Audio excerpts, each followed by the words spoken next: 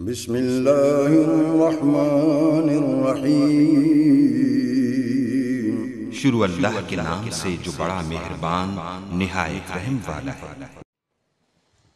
والسارق والسارقۃ فاقطعوا ایدیہما،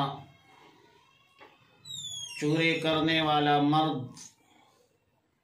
اور چوری کرنے والی عورت، فاقطعوا کاٹ ڈالو، ایدیہما ان کے ہاتھ، جزاء بما کسب نکالا من اللہ، سزا ہے ان کے کمائی کی، من اللہ اللہ کی طرف سے، واللہ عزیز حکیم، اللہ رب العالمین غالب ہے اور حکمت والا ہے۔ فمن تاب من بعد ظلمه وأصلح فإن اللہ یتوب علیہ، پس جس نے توبہ کی اپنے ظلم کے بعد اور اصلاح کی تو اللہ قبول کرتا ہے اس کے توبہ کو۔ ان اللہ غفور الرحیم، بے شک اللہ رب العالمین بخشنے والا مہربان ہے۔ الم تعلم ان اللہ لہ ملک السماوات والارض، کیا تجھے معلوم نہیں کہ بلا شبہ اللہ کے لیے ہے زمین و آسمانوں اور زمین کی سلطنت، یعذب من یشاء ویغفر لمن یشاء، عذاب دیتا ہے جسے چاہے اور بخشتا ہے جسے چاہے، واللہ علی کل شیء قدیر، اللہ رب العالمین ہر چیز پر قادر ہے۔ آیت مذکورہ آیات نمبر 38 سورہ مائدہ میں چوری کی سزا کا ذکر ہے۔ عمومی طور پر قرآن کریم میں احکامات کے اساس اور بنیاد پر مردوں کو خطاب ہوتے ہیں اور عورتیں طبعاً ضمناً اور تغلیباً شامل ہوتی ہے۔ مثلا نماز، روزہ، زکوٰۃ، حج، اس میں خطاب ہے یا ایھا الذین آمنوا سے، لیکن چوری اور زنا میں دونوں صنفوں کو الگ الگ ذکر کیا۔ وجہ یہ ہے کہ یہ معاملہ حدود کا معاملہ ہے جو کہ ادنی شبہ پر بھی ساقط ہو سکتا ہے، اور سرقہ چوری کی تعریف یہ ہے کہ اخذ المال المحترم محترز خفیتاً، کوئی شخص کسی کا مال کسی محفوظ جگہ سے بغیر اجازت کے چھپا کر لے لے، یہ ہے سرقہ کی تعریف۔ اب سرقہ کے اس تعریف میں اور اس تعریف کی روح سے سرقہ ثابت کرنے کے لیے چند ضروری شرائط ہے۔ شرط نمبر 1 یہ ہے کہ مال کسی فرد یا جماعت کی ذاتی ملکیت ہو اور چرانے والے کی اس ملک میں ملکیت نہ ہو۔ مثلا رفاہ عامہ کے اداروں کی اشیاء ہے جس کی چوری پر آپ حد سرقہ جاری نہیں کر سکتے۔ ہاں، حاکم وقت ارباب اقتدار اپنے ثوابدیدی اختیارات کے مطابق تعزیرات کی بنیاد پر سزا ضرور دے سکتے ہیں، لیکن حد جاری نہیں ہوگا۔ دوسری شرط کہ مال محفوظ ہو۔ جو مال غیر محفوظ جگہ پر موجود ہو اور کوئی شخص رکھ دے تو اس پر حد سرقہ جاری نہیں ہوگا۔ ہاں، تعزیراً حاکم وقت اپنے ثوابدید پر اس کو سزا دے سکتی ہے تعزیرات کی بنیاد پر، لیکن حد سرقہ جاری نہیں ہوگا۔ تیسرا شرط یہ ہے کہ بلا اجازت ہو۔ جس مال کے اٹھانے میں کسی کے اجازت دے رکھی ہو تو اس پر حد سرقہ جاری نہیں ہوگی۔ اجازت کا شبہ پیدا ہو جائے تو حد سرقہ ساقط ہو جائے گا۔ اور چوتھی شرط یہ ہے کہ چھپا کر لے جائے۔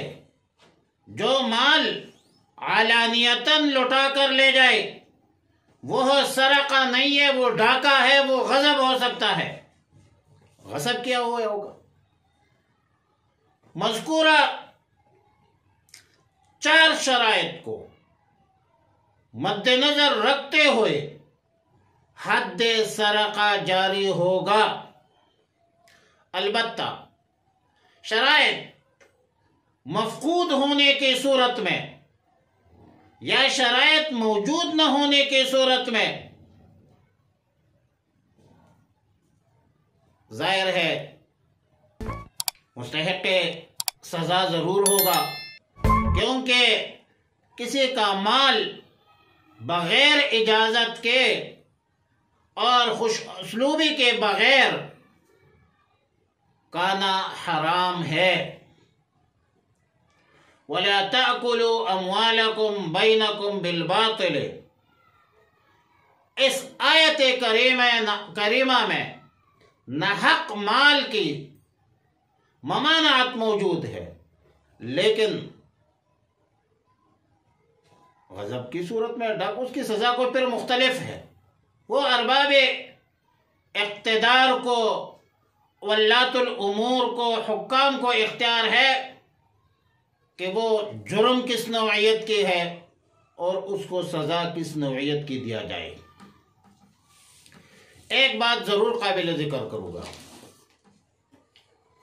کہ چوری کے معاملے میں مرد کو مقدم کر دیا اور عورت کو مؤخر، اور فرمایا کہ والسارق والسارقۃ، اور زنا کے معاملے میں عورت کو پہلے ذکر کیا اور مرد کو بعد میں ذکر کیا۔ اور سورہ نور کی آیت ہے، فرمایا الزانیۃ والزانی فاجلدوا کل واحد منہما 100 جلدہ۔ وجہ یہ ہے کہ یہ مقام شرم ہے۔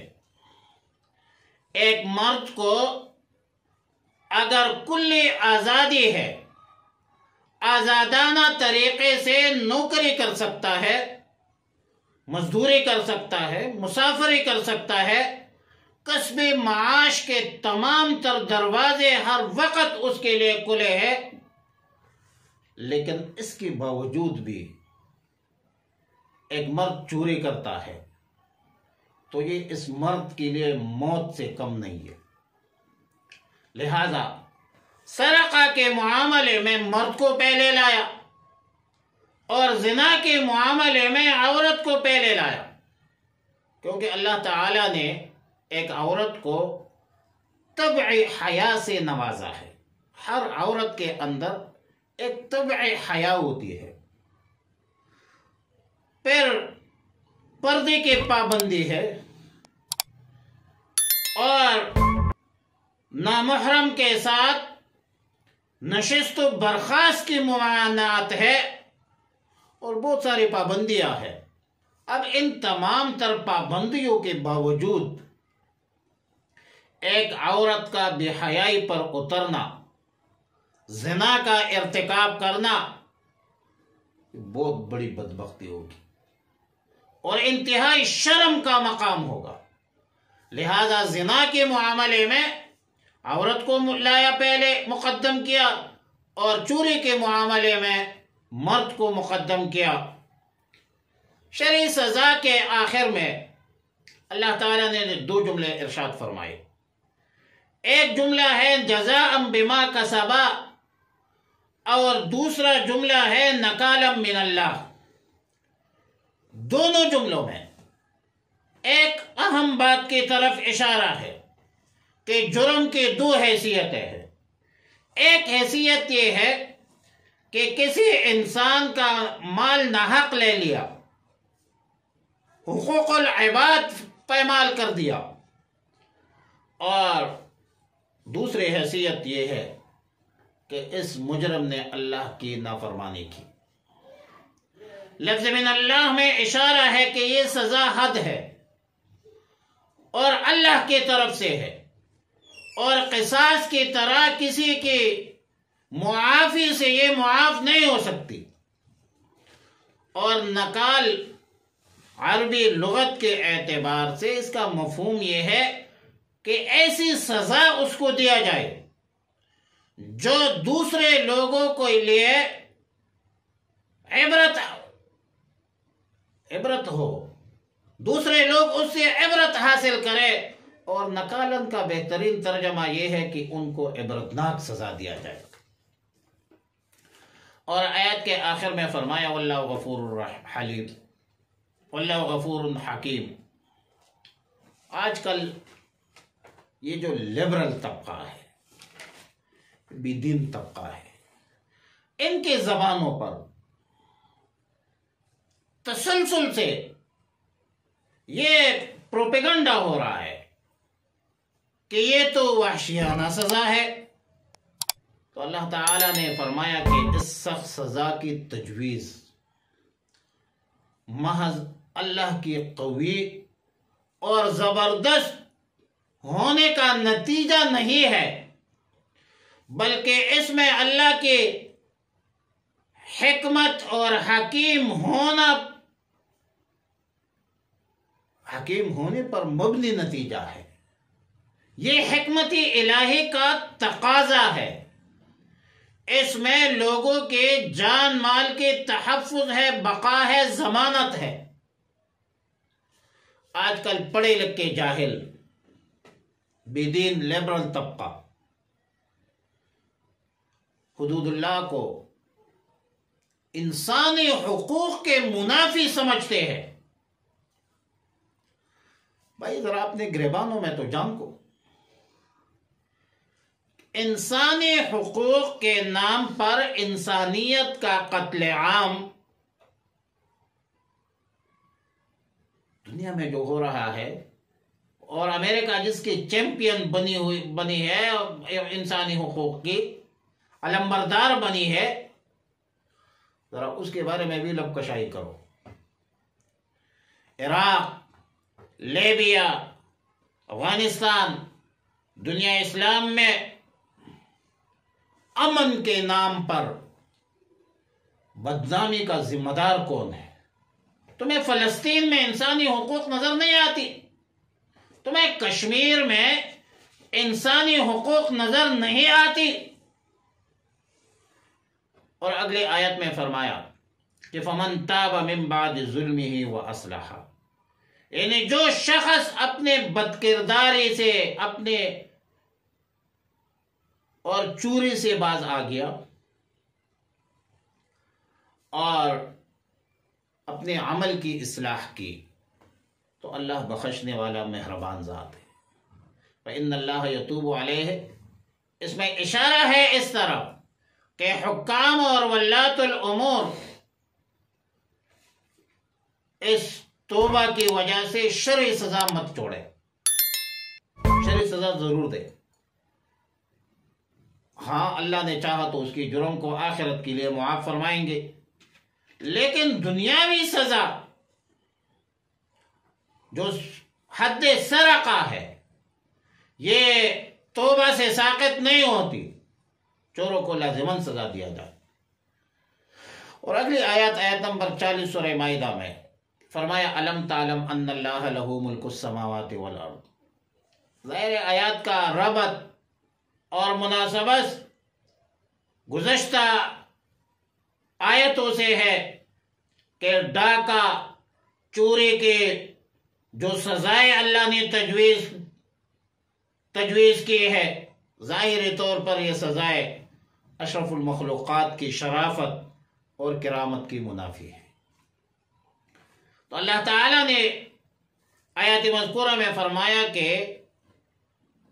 اللہ رب العالمین مالک حقیقی ہے، اللہ تعالی قادر مطلق ذات ہے، اور اللہ نے فرمایا کہ میں ہی قادر مطلق ہوں، میں ہی حکیم مطلق ہوں، میں ہی تواب ہوں، معافی اور سزاؤں کے حکمت کا جو تقاضا ہے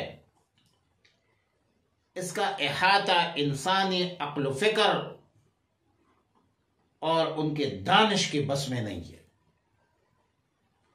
اللہ تعالیٰ کے علم، حلم، حکمت کا ادراک انسانی دائرہ اختیار اور انسانی عقل کے دائرہ اختیار سے خارج اور باہر ہے۔ اسلامی سزاؤں کی مخالفت جو ڈاکو ہے، چور ہے، قاتل، زانی، شرابی جیسے جرائم پیشہ لوگوں کی پشپناہی متصور ہوگی۔ یہ جرائم ایک طرف اللہ کی نافرمانی تو دوسری طرف اللہ کے مخلوق کو عذاب میں مبتلا کرنا ہے۔ بھائی قیام امن کے مسائل ہے، معاشرت کے مسائل ہے،